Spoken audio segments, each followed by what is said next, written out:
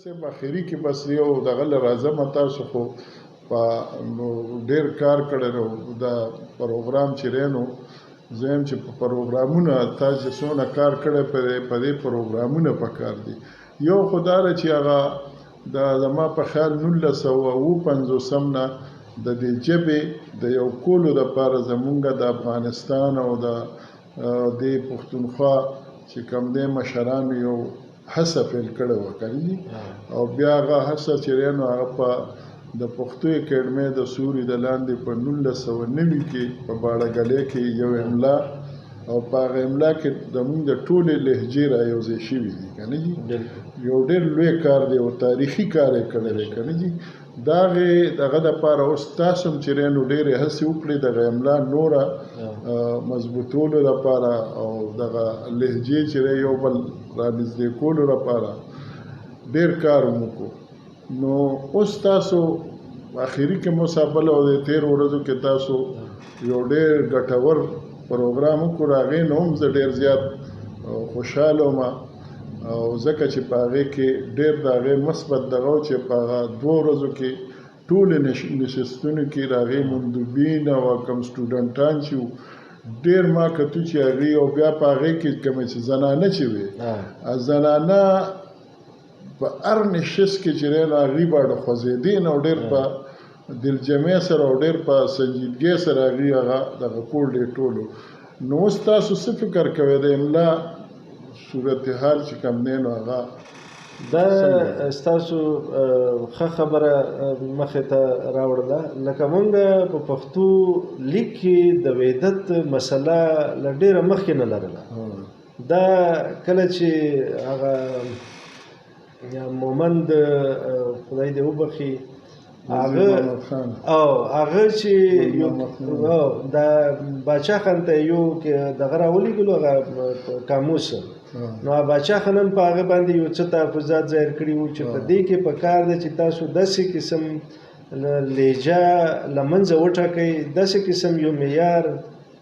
یا مرکزي او معیاري د لیک لهجه وټاکئ چې هغه د ټولو دپاره د منلو او د پوهېدلو او د فهم د زر ترسیل دپاره قابل قبول وي او زر کېدی شي بیا وروستو مختلف لکه دا د 40 نه بعد بیا مختلف نشستونه په کابل کې 2-3 وشول او بیا 2-3 په پېښور په پښتو اکیډمۍ کې وشول خو وروستی خدای پاک چې کوم څه د پښتو اکیډمۍ د باړهګلۍ د سیمینار کوم څه پرېکړې ولس د پښتو د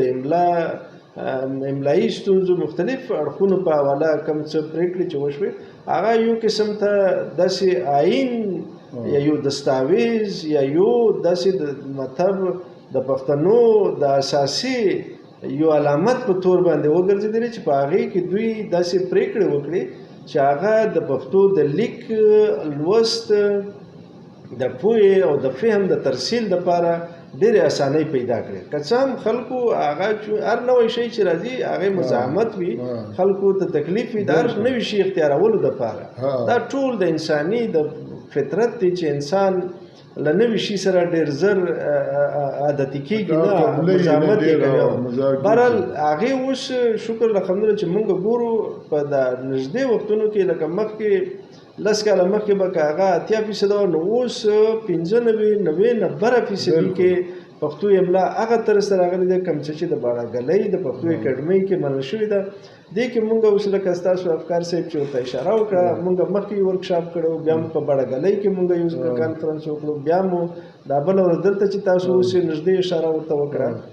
دې کې مونږ هغه شیان چې لکه وحدت متاثره کېدو د وحدت متاثره کېدلو نه مراد دا چې هغه ټکي چې مونږ په پښتو کې کوټې کندهار یو قسم لیکل کابل او جلال آباد یو قسم بل قسم لیکل او په کوزه پښتونخوا کې هغه بیا په بل ډول لیکل کېدل لیکن درې رنګي ښکاره کېدل مختلف شیانو کې په توریو کې هم او په الفاظو کې هم نو موږ په دې کې بیا غوڅه فیصله دا وکړه چې ګوره نه د پکار چې یو څوک که په کوټه په کندهار وي که په کابل او یا په ننګرهار وي یا په پېښور وي چې هغه یوازې خپله لهجه په نورو ورونه تپي ځکه چې پښتون خو بیا لکه د غني خبره چې په دغه جنت ته نه در سره ځي کنه نو هر یو یې په کار هم نه ده چې ته کلي طور باندې خپل هر څه په بل منې نو دا خو مقصد ده چې د هغه حیثیت د هغه کوم څه چې ټیک دي ښه دي د هغې لهجه یې کرهوالی ښیي هغه در سره واخلې اختیار یې کړي لکه د دنیا سیستم دا دی چې څه اخله او څه به ورکوي راکړه په ورکړه په حساب باندې د دنیا ټول سیستمونه روان دي د لهجو کې هم داسې دي فرض کړه زموږ په وزیرو کې که یو شی برابر وي او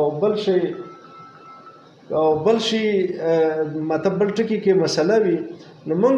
هغه ټکی چې زموږ سره نکره دی لکه موږ ویو چې یعنی دلته شیرعالم برکي صاحب هم ناست دی موږ جنوب ته ټولو یعنی د وحدت په خاطر باندې خپلې ټولې لهجې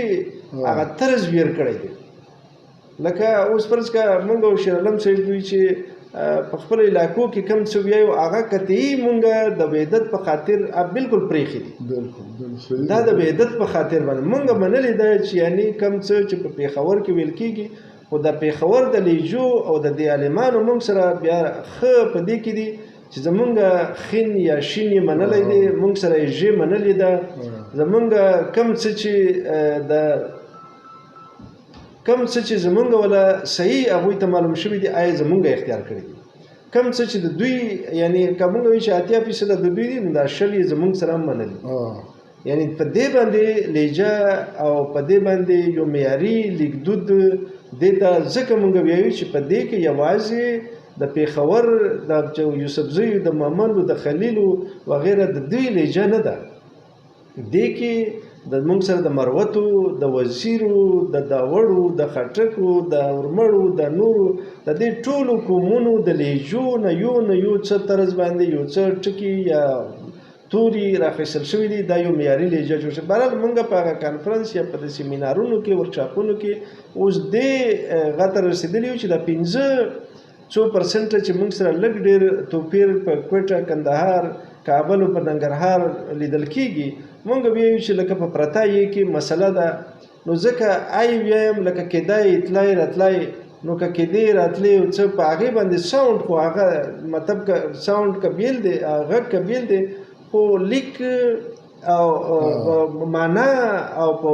فهم ترسیل کې مشکل نه راوړي معنا خو هغه راوځي کته په پراته لیکي کته په غونډۍ د کابل په طرز لیکي نو چې په معنا کې فرق نه راوړي په کار دی چې په دې باندې یو ناسته یو سلات سره ورسیږي بل ځینې ځایونو کې لکه موږ وایو چې اوس په پېښور په دې ټولو علاقو کې حتی په ننګرهار او په کابل کې موږ ډېر کم خلک چې وایي د ځینې غلجیو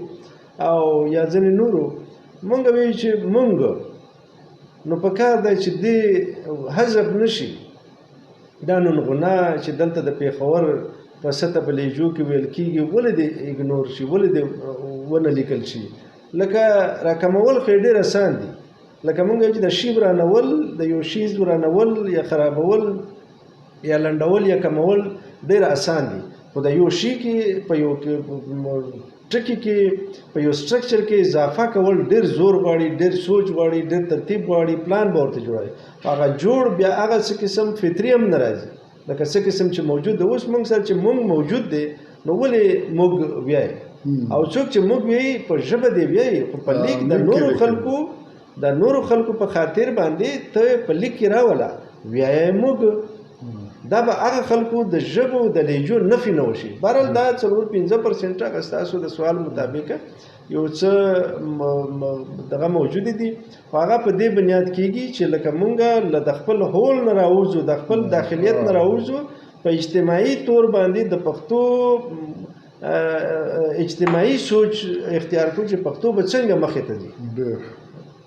دا ډاکټر صاحب ډېره مننه ستاسو د دې خبرو سره ما د خپل یو دوه شعرونه راځي مینه او خلوص چې د خپل ځان شي مینه او خلوص چې د خپل ځان شي زار به هر انسان د بل انسان شي او تکه حسرتونه خپل لږه ماته زار به مې ارمان ستا د ارمان نو ګرانو مینوالو ډاکټر صاحب خبره واورېدې دا 3-4-5% چې دا به مونږه نور یو بل قرباني ورکو د یووالي او دغه دپاره مینه اسم چې دی نو د احسار او قربانۍ نوم دی په په دې کې به مونږ خپلې اناګانې او د هر څه به مونږ قرباني کوو. انشاءالله چې زمونږ مشرانو کوم سلسله را روانه کړې وه تر ډېر حده را رسېدلې وه، مونږ به خپل آینده نسلونو ته نور په ښه شان د هغې هغه د مینې دغه خبر او دغه کار رسوو. دې سره یو د انور خان دیوانه او شعر را یاد شو، وایي چې د حالاتو مجبوري بده بلا ده، کنې چا لمنه پرېښې د اشنا ده. نو ډاکټر صاحب چې دی نو د سره والله چې سړی کینی یو خو تاسو ولیدو ډېر په مختصر او په دغه کې ډېر خوږ انسان دی، عالم شخصیت دی. هغه بزرګان وایي مشران وایي چې د یو عالم سره د 100 کتابونو د لوستې نه د یو عالم سره ناسته چې کوم دی نو دا غوره وي. نو زړه مې غواړي خو بس دغه وخت چې دی نو هغه داسې دی، خو له دې سره اوس بیا تاسو ته زه د اجمل خټک یو شعر ویم په هغې سره به خو اجمل خټک وایي چې ای پښتنو هیر نه کړې دا ستاسو ملنګې خټک، ای پښتنو هیر نه کړې دا ستاسو ملنګې خټک، وخت به درنه داسې لیونی ګورې بیا هم غواړي. نو دغه شان ډاکټر صاحب دي په څېر دا لیوني شیرین دا د خدای پاک مونږ ته تل ژوندي سلامت لري او د دې خلکو قدر پکار دی. دا خپل منورین او ډاکټر صاحب په څېر خلک پکار دا دی چې مونږ دې سره ناستې وکړو، د دې په درناوي کې ناستې وکړو، دې سره مرکې وکړو، دې واورو او دې د خپلو چینلونو په څنګ چې وقار علي شاه دریاب کوي یا زمونږ شیر عالم خان برکي هغه وافي چینل جوړ کړی د هغې په وسیله هغه لګیا دی کار کوي. نو دا کار پکار دی چې زمونږ نور هم د یوټیوب چینلونه سوشل میډیا چې دي هغې دغه شانتې کار وکړي. ستاسو سره ډېره ډېره مننه او ډاکټر صاحب ستاسو مننه چې وخت هم راکړو، د وقار علي شاه دریاب صاحب مننه چې ماته د اعزاز راکړو چې تاسو په څنګ کې کښېنم. ډېره مننه او مینهوالو اجازت غواړو ته بل داسې شخصیت سره د کتو پورې. الله په امان.